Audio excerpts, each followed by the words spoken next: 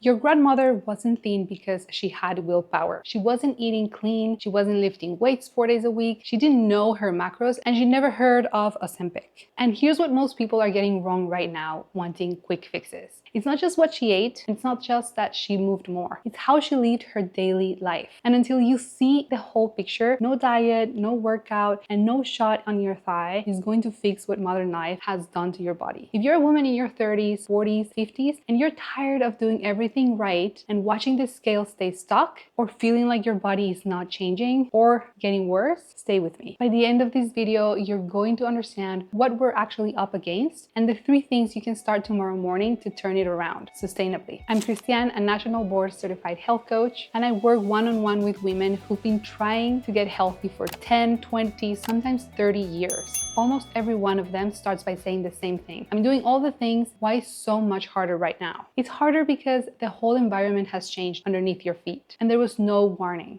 Around 1960s, about half of all American jobs required moderate physical activity. Today, it's about 20%. Think about that. Half of the country used to move their body to earn a living. Now, most of us just sit in a chair and earn it. And it wasn't just work. Errands were on foot, kids walked to school, neighbors knew each other. After dinner, families went for a walk, not as exercise, just because that's what they did. Parks were full of kids playing until the streetlights came on. Dinner was cooked at home almost every single night because that's just how we ate food. Eating out was just like maybe once a week event. Fast food was a treat, not a default. And none of these was about men versus women or who cooked or who worked. It was a community thing. Everyone, moms, dads, kids, neighbors, lived an active, outdoor, connected life without even trying. This is the same pattern researchers have since found in the blue zones, the 5 places on Earth where people routinely live past 100. They don't lift in gyms. They don't count macros. They walk all day, they eat real food, and they eat with people. They move outside and they rest. That was America before 1980s.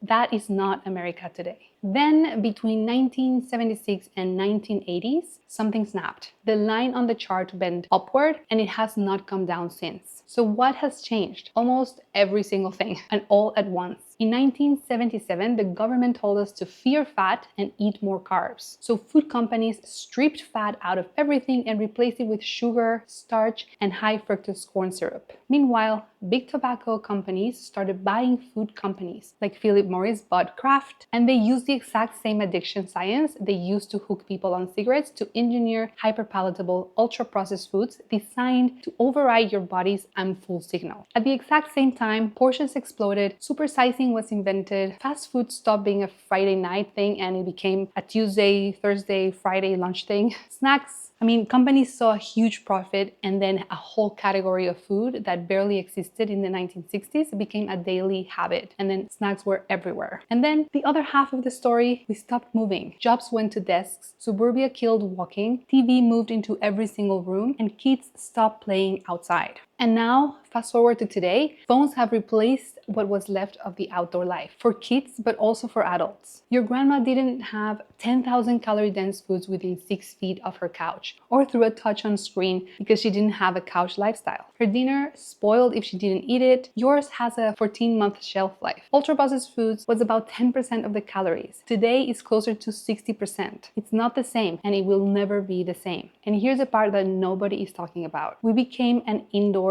species. The average American adult now spends more than 90% of their life inside. Our kids get less outdoor play than federal prisoners get yard time. That's not a metaphor. That is fully documented, and it's crazy to think about. And your body was not built for this. Sunlight sets your circadian rhythm, the master clock that controls your sleep, your hunger hormones, and your cortisol. Natural light in the morning literally tells your body when to be hungry, when to sleep, when to burn fat, and we've replaced that with blue light from a screen 14 inches from our face as early as 6 a.m. Being outside, even for a 10-minute walk, it lowers your cortisol, it improves your mood, it regulates blood sugar, and protects your eyes. Research on forest bathing out of Japan shows measurable drops in stress hormones after just 2 hours hours in nature. Kids who play outside have lower rates of anxiety, better focus, and dramatically lower rates of nearsightedness. We are not meant to live under fluorescent lights staring at a screen for 14 hours plus a day. Your body is screaming about it. The belly fat, the brain fog, the 3 p.m. crash, the terrible sleep, those are not personal failures. This is human living in an environment she wasn't designed for. Which brings me to the shot everyone's talking right now. GLPs, Ozempic, Wegovy, Zepbound, and now the third generation ones that are even more potent. Sure, they work, they do their job, they suppress your appetite, the scale might go down, so I'm not here to demonize them, especially for those who truly need them and are benefiting from them. But let me be very clear about something nobody selling them is saying out loud. If you take GLP-1s and you don't change how you live, you are not going to just lose fat, you're going to lose weight. And that weight is a mix of fat, muscle, and bone. Clinical trials show roughly a quarter to 40% of the weight loss on these medications is lean mass, muscle, and bone. Muscle is your metabolism. Muscle is your longevity. Muscle is what keeps you strong, mobile, and independent at 70, 80, 90 years plus.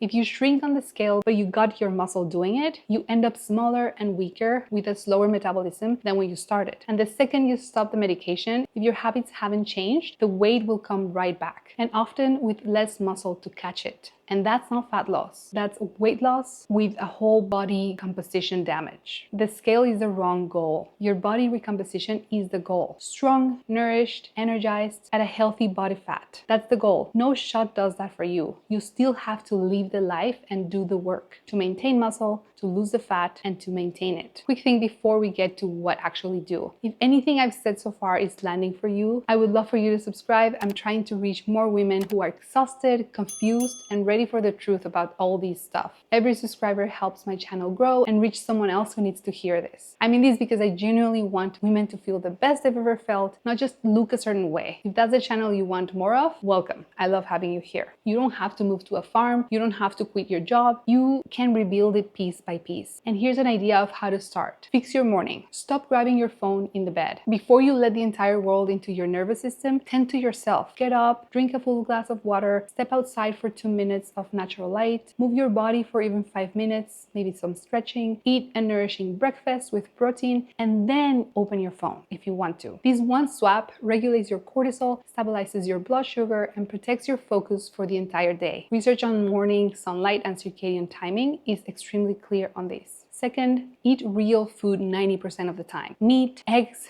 fish, butter, fruit, veggies, nuts. If it has a commercial, it's probably engineered to hijack your satiety signals. Start at 80 to 90%. Don't chase 100%. That's how people burn out. And third, move like a human being. Walk daily outside, ideally in sunlight. Maybe 8,000 steps broken up during the day. And yes, lift weights, but it doesn't have to be daunting. Even 2 times a week is amazing. It will protect your muscle for the next 40 years. And maybe take your workouts outdoors whenever you can. You don't need to go to the gym. You can start at home and even with your body weight at first. I have at-home workouts that can be very helpful, so I'll link them over here for you. And fourth, protect your nervous system like your life depends on it, because it really does. No phones in the bedroom, no TV in the bedroom at night, 1 meal a day with no screens, eating with people if possible. Go outside before the internet comes in your mind. Rest is not lazy. Rest is how your body heals. That's it. That's the reset. It is unbelievably unsexy, and it's exactly what works. And it's what we owe our kids to model. They are watching every single thing we do. If you want to know which piece of modern life is quietly hurting your body the most, your food, your movement, your stress, your sleep, or your screen time, I built a free health score assessment you can do in less than 3 minutes. It gives you personalized insights. Everything is linked for you in the description below. You are not broken. You are not lazy. You are a woman doing her best inside an environment that was engineered against her. Once you see that, everything changes. And once you start living differently, not just eating differently, everything changes faster. And you become the best version of yourself by doing the work. You can transform your life for the better. It's up to you to choose what defines you. You can start changing your environment and the things you do today. We're still on board,